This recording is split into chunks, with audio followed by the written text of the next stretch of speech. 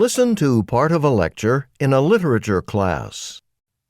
Today, I'd like to introduce you to a novel that some critics consider the finest detective novel ever written. It was also the first. We're talking about The Moonstone by Wilkie Collins. Now, there are other detective stories that preceded The Moonstone historically, notably the work of Poe, Edgar Allan Poe's stories, such as The Murders in the Rue Morgue and The Purloined Letter. Now, these were short stories that featured a detective, probably the first to do that. But The Moonstone, which follows them by about 20 years, it was published in 1868, this is the first full-length detective novel ever written. Now, in The Moonstone, if you read it as, come to it as a contemporary reader, what's interesting is that most of the features you find in almost any detective novel are, in fact, already present. It's hard at this juncture to read this novel and realize that no one had ever done that before, because it all seems so strikingly familiar. It's really a wonderful novel, and I recommend it even just as a fun book to read if you've never read it.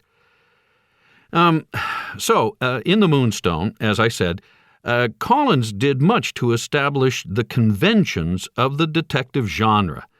I'm not going to go into the plot at length, but, the basic setup is there's this diamond of great value, a country house. The diamond mysteriously disappears in the middle of the night. The local police are brought in an attempt to solve the crime, and they mess it up completely, and then the true hero of the book arrives. That's Sergeant Cuff. Now, Cuff, this extraordinarily important character, let me try to give you a sense of who Sergeant Cuff is by first describing the regular police. And this is the dynamic that you're going to see throughout the history of the detective novel, where you have the regular cops who are well-meaning but officious and bumblingly inept. And they are countered by a figure who's eccentric, analytical, brilliant, and able to solve the crime. So first, the regular police get called in to solve the mystery. In this case, Detective Superintendent Seagrave. When Superintendent Seagrave comes in, he orders his minions around. They bumble and they actually make a mess of the investigation, which you'll see repeated. You'll see this pattern repeated, particularly in the Sherlock Holmes stories of a few years later, where Inspector Lestrade, this well-meaning idiot, is always countered by Sherlock Holmes, who's a genius. So now Cuff arrives.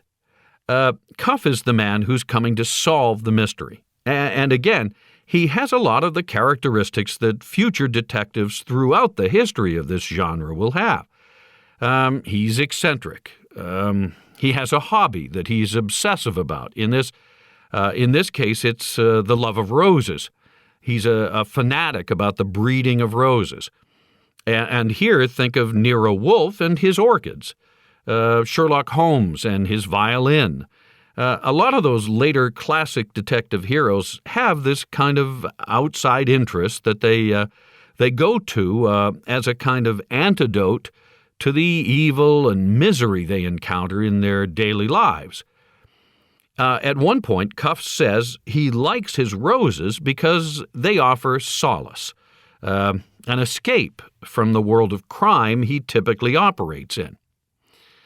Now, these detective heroes, they have this characteristic of being smart, incredibly smart, but of not appearing to be smart. And most importantly, from a kind of existential point of view, these detectives see things that other people do not see. And that's why the detective is such an important figure, I think, in our modern imagination. In the case of the Moonstone, I don't want to say too much here and spoil it for you, but the clue that's key to the solving of the crime is a smeared bit of paint in a doorway. Of course, the regular police have missed this paint smear or made some sort of unwarranted assumption about it. Cuff sees this smear of paint, the place where the paint is smeared, and realizes that from this one smear of paint, you can actually deduce the whole situation, the whole world. And that's what the hero in a detective novel like this brings to it that the other characters don't. It's this ability to see meaning where others see no meaning, and to bring order to where it seems there is no order.